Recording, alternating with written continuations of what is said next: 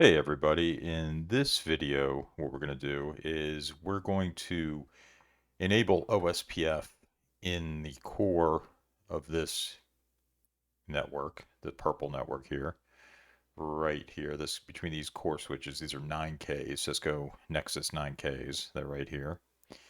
And between this Internet ASA, which is routing all the traffic out, this is an active standby failover pair right here, ASA1 and ASA2. And we will take a look at what that entails and what we need to do to allow this to be a little bit more than, rather than just static IPs everywhere. This will make it a little bit more automated and easier to manage. Also, what we have is we have a connection over here, and this could be, for example, another site maybe that has it could be an MPLS connection or an E line direct into this switch right here. So we'll start taking a look at all of this configuration and figure out what we need to do and why this. So this network over here is going to be the 1010, and let's label this. So down here, and I'll just put it on one of these servers, this DC right here. Let's go in here, edit style, and I'll put the IP on here. So this is the 10.10.200, and that IP is 100. So that'll just give us an idea of what we're dealing with here. So on this switch, we have, let's open that switch up, and we'll take a look at what we have. We'll start here, and we'll get a lay of the land. So enable, show, IP interface brief, because we do have some VLANs on it. So we have VLAN 3, VLAN 7. So VLAN 3, let's explain what's going on here. VLAN 3 is in between, it's the transit between the firewall and the switch. So this is basically the core switch here, and we just have everything hanging off of that core switch. So it's a very, very collapsed core here, just as a lab. So that's what VLAN 3 is. So we should be able to see that. Let's move this over, and let's actually, let's take a look at E02. So if we do a show run interface E0/2, that's going to show switch port access VLAN 3. So that is VLAN 3, which has a SVI on this switch, 192.168.3.2.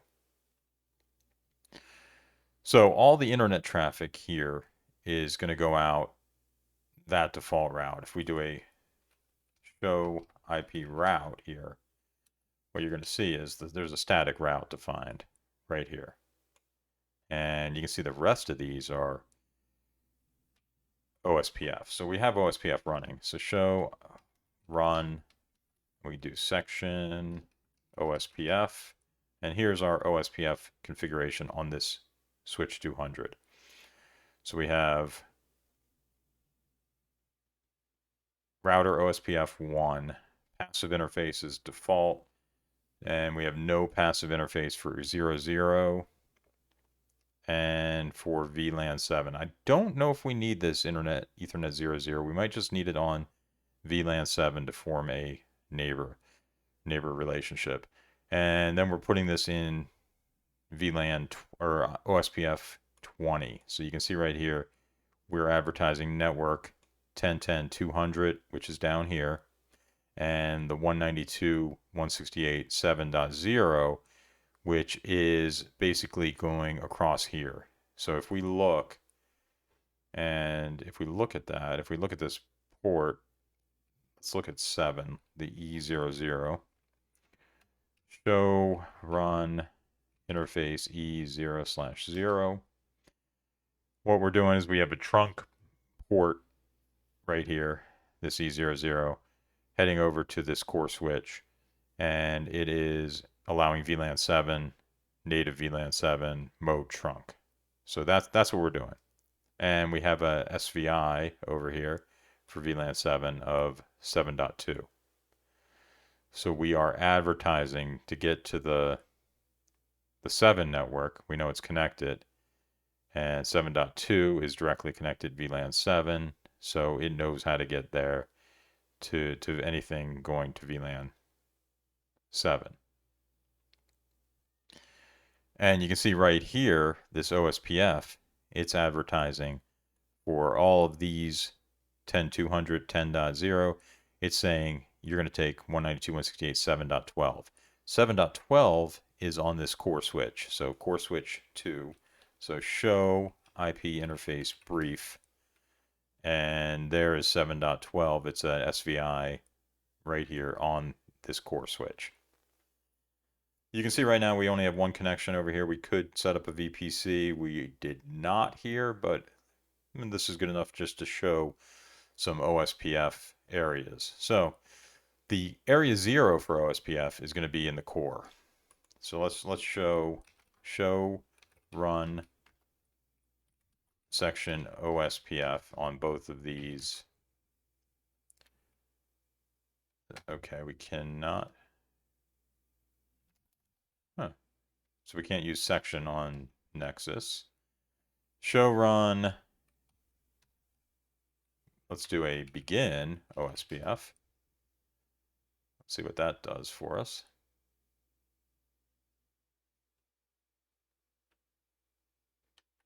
And that doesn't do very much. So let's look for the OSPF config here.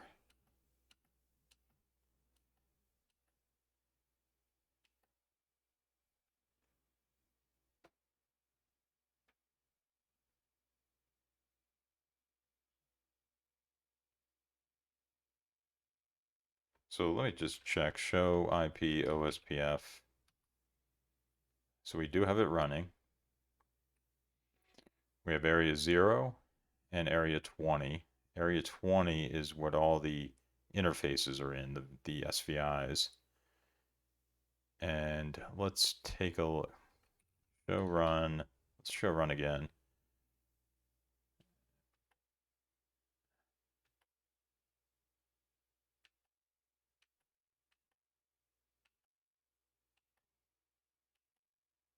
And we should see this.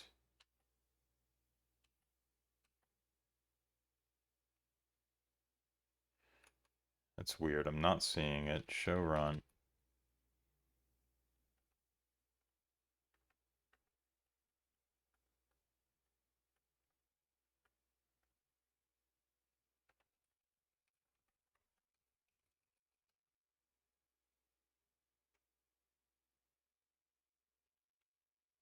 Okay, so it's set up like this. IP router OSPF 1 area 00. So this is where it is. It's under the VLAN. It's under each VLAN. So let's look there. Show IP OSPF neighbors. Let's look at that. There you can see the neighbors. This one is in Xstart. 5.2, 5.2, and 7.2.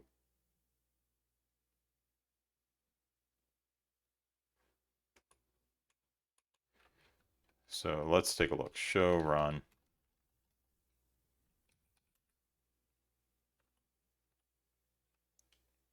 So VLAN 5 is in area 0. IP router OSPF 1, area 0.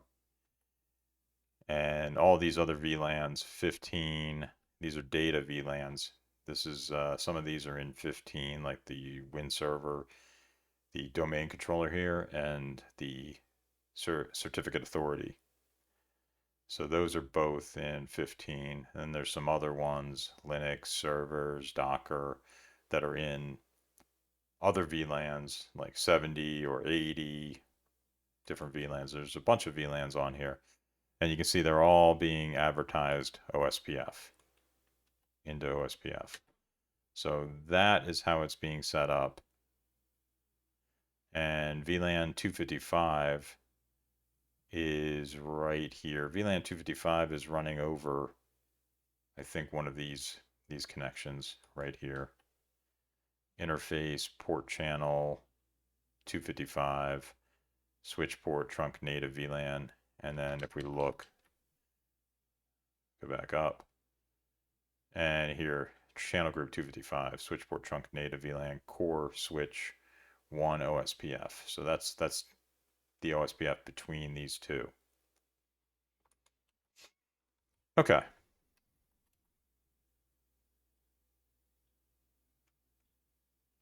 And here is router OSPF 1, default information originate, passive interface default. We'll see if we see that. Oh yeah, we do. So there it is. Router OSPF 1, default information originate, passive interface default. Okay. So that's the configuration in the core. We have it connected over to there, to that. So this core switch 2, right? We have this show IP interface brief. So we've got this this trunk actually going over, allowing VLAN 7, 192.168.7.12, and we are advertising on this switch the 10.10.200.0 and the 192.168.7.0. So that's how we have this configured so far. So the next thing we want to do, and you can see on this switch, show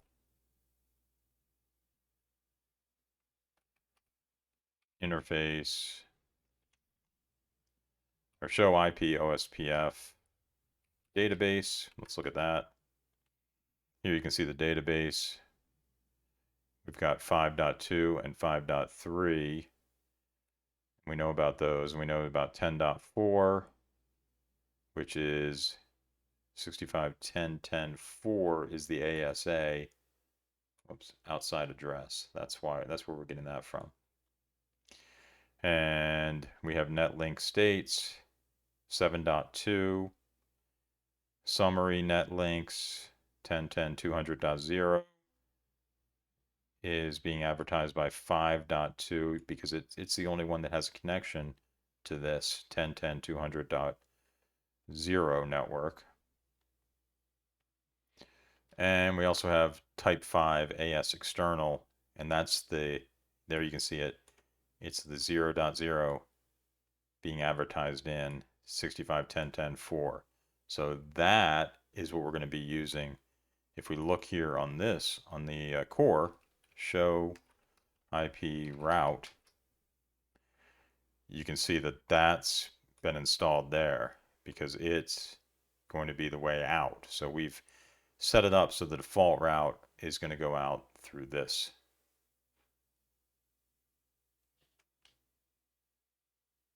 .10, 150, 255.1. So it's actually going to traverse. Let's look over here. Show IP route. Yeah, it's actually going to go over here and then out. So there's the 000 via 10.150.254.2, which is the actual internet ASA. All right, I'm going to now just finish this video and we'll go on and talk more about the setup of OSPF on the Cisco ASA firewall. So thank you for watching.